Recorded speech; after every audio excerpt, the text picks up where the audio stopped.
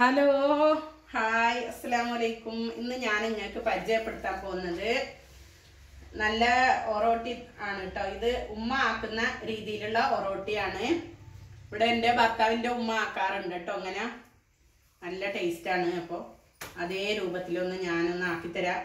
ഇത് നിങ്ങൾക്ക് അറിയൂലേ, പൊന്നിയരി തിളച്ച വെള്ളത്തിലിട്ടിട്ട് കുതിർത്തിയിട്ട് വെള്ളം ഇല്ലാണ്ട് ഗ്രൈൻഡറിൻ്റെ അകത്ത് അരച്ചിട്ടെടുക്കുന്നതാണ് കേട്ടോ.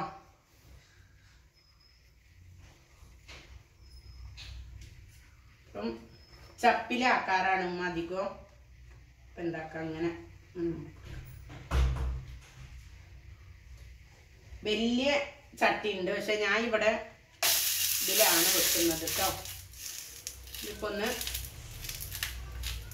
ഒന്ന് ചൂടായി വന്നാൽ മറിച്ചിട്ട് കൊടുക്കട്ടോ. കുറേ സമയം ഇങ്ങനെ വെക്കണ്ട, ഇടയ്ക്കിടക്ക് മറിച്ചിട്ടിട്ട് കൊടുക്കണം. അത് മറിച്ചിടട്ടോ, വേഗത്തിൽ തന്നെ മറിച്ചിടണം.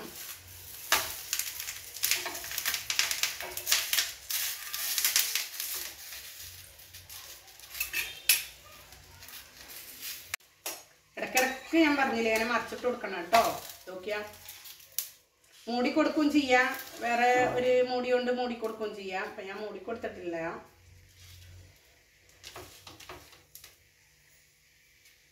മൂടി കൊടുത്താൽ കുറച്ചും കൂടി ഒരു പെർഫെക്റ്റ് ആയിട്ട് വരും കേട്ടോ. മൂടി കൊടുക്കണം.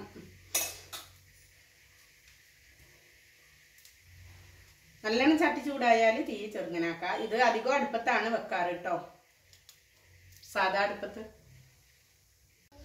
അപ്പൊ ഞാൻ മൂടിയിട്ടുണ്ടായിരുന്നു കേട്ടോ, മൂടി എടുത്തതാണ്. അപ്പൊ നമുക്ക് എന്താക്കാം, ഇങ്ങനെ ആയിക്കഴിഞ്ഞാൽ ചപ്പും എടുത്ത് മാറ്റാം കേട്ടോ.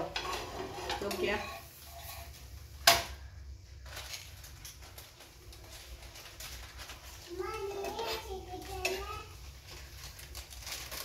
ഒന്ന് കൂടി മൂടി കൊടുക്കട്ടോ.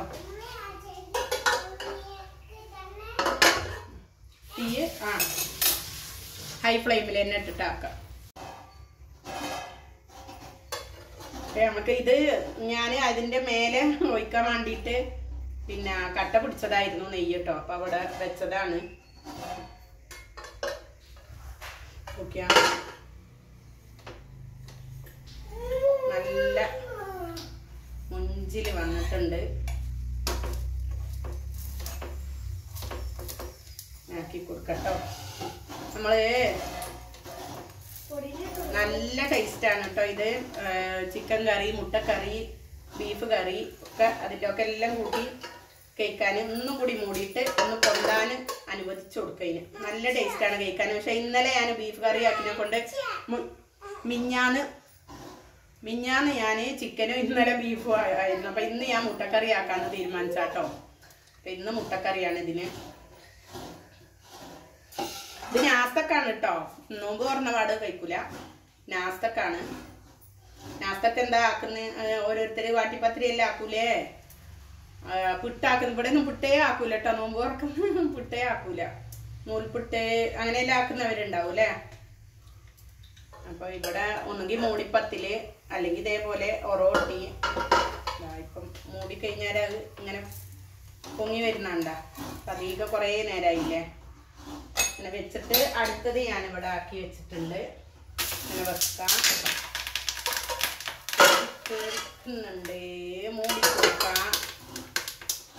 ഇതേപോലെ ഇതാക്കാം. കുറച്ച് നെയ്യ് ഇങ്ങനെ തടി കൊടുക്കാം കേട്ടോ. എന്നിട്ടൊന്ന് മൂടി കൊടുത്താൽ മതി. ഇവിടെ മൂടിയിട്ട് കൊടുക്കട്ടെ. അപ്പം ഇതാണ് ഇന്നത്തെ നാസ്തൻ്റെ പൊറോട്ടിയും പിന്നെ മുട്ടക്കറിയുമാണ് കേട്ടോ. എൻ്റെ സംസാരത്തിൽ ഒരു ക്ഷീണം പോലെ ഉണ്ടാവും. ആക്ച്വലി നോമ്പ് തലക്ക് പിടിച്ചിട്ടുള്ളത്, അതുകൊണ്ടാണ് ഭയങ്കര ക്ഷീണം.